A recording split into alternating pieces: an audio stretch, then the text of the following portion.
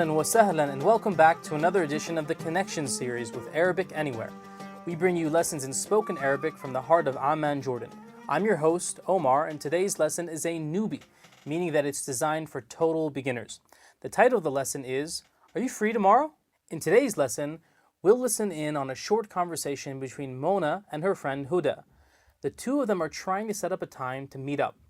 As always, we're going to start off by listening to the dialogue 3 times. When listening, try and focus on the words and phrases that we learned in previous lessons.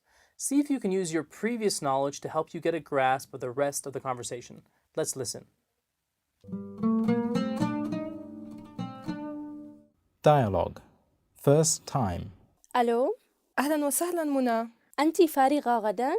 إيه والله، في الساعة 4 إن شاء الله. إن شاء الله. إلى اللقاء. إلى اللقاء. Dialogue. Second time. ألو، أهلا وسهلا منى. أنتِ فارغة غداً؟ إيه والله، في الساعة 4 إن شاء الله. إن شاء الله. إلى اللقاء. إلى اللقاء. Dialogue. Third time. ألو، أهلا وسهلا منى. أنتِ فارغة غداً؟ إيه والله، في الساعة 4 إن شاء الله. إن شاء الله. إلى اللقاء. إلى اللقاء. Excellent. With Mona and Huda's conversation swirling around in our heads, let's try and peg down the context of this dialogue by listening to a translation. Each line of the dialogue will be translated individually. When listening, try and draw connections between the English words that you hear and the Arabic dialogue itself. Listen in. ألو، Hi. ألو، Hi. أهلا وسهلا منى. Hi, Mona. أهلا وسهلا منى. Hi, Mona. أنتِ فارغة غداً؟ Are you free tomorrow? أنتِ فارغة غداً؟ Are you free tomorrow? إيه والله، في الساعة 4 إن شاء الله. Yes, by God. At 4 o'clock, God willing. إيه والله، في الساعة 4 إن شاء الله. Yes, by God. At 4 o'clock, God willing. إن شاء الله. God willing. إن شاء الله. God willing. إلى اللقاء. Bye. إلى اللقاء. Bye. إلى اللقاء. Bye. إلى اللقاء. Bye. Great! We have all we need now to get into some detail. Mona starts off the conversation by saying, ألو، Mona only uses one word here. She says, Alo. Alo. Alo is the Arabic version of the word hello in English. It's mainly used when someone answers the phone or even when trying to get the attention of your spaced out friend sitting in front of you, as in, Alo, are you with me? Arabic isn't the only language that uses a form of hello as a telephone greeting. In fact, there are over 30 languages that have some version of hello as their way of answering the telephone. Huda responds to Mona with a greeting that we're all used to by now. She says, أهلا وسهلا منى. as we've seen in previous dialogues, ahlan wa sahlan is a common greeting in the Arab world that is pretty close to hi in English. So here, when Huda says, ahlan wa sahlan Mona, she's saying, hi Mona. Mona continues the conversation by asking her friend, أنتِ فارغة غداً؟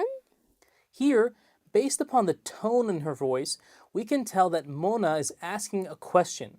She says, أنتِ فارغة غداً?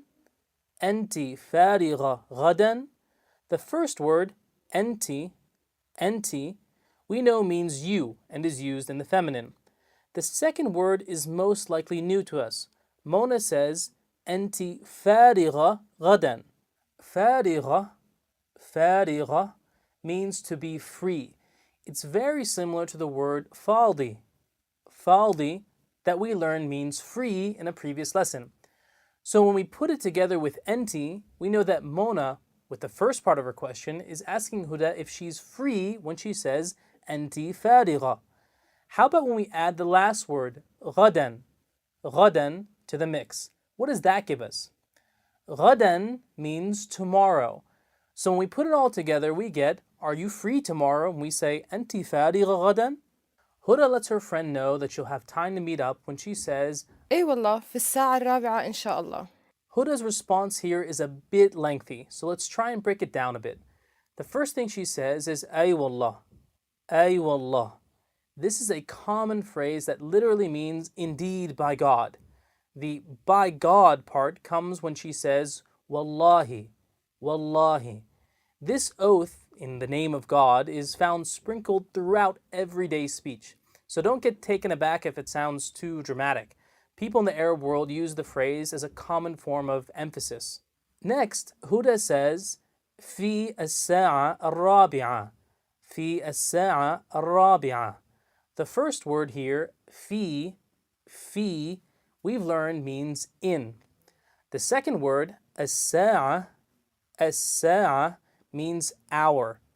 Whereas the last word, الرابعة, means fourth.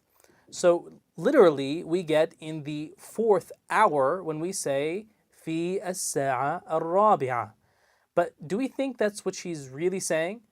A more accurate translation is actually our saying at 4 o'clock. Although, based upon the general sense of time in the Arab world, Mona should probably expect to see her friend closer to 4:30. The final part of Huda's sentence is where she says, Insha'Allah, Insha'Allah. And it's a phrase that we know means God willing. It's a slightly non-committing way of saying yes in this part of the world. So much so that Mona responds in kind by saying, Insha'Allah as well. Huda and Mona both end their conversation with the same farewell. They both say, إلى اللقاء. إلى اللقاء. Ila al-liqa. This is another great phrase to remember. The literal meaning is to the next meeting, and we use it in the same way as goodbye in English. However, it can also be translated simply as see you later. Now that we've finished looking at our dialogue in detail, let's listen to the entire conversation one more time. ألو، أهلا وسهلا منى. أنت فارغة غدا؟ إيه والله في الساعة الرابعة إن شاء الله.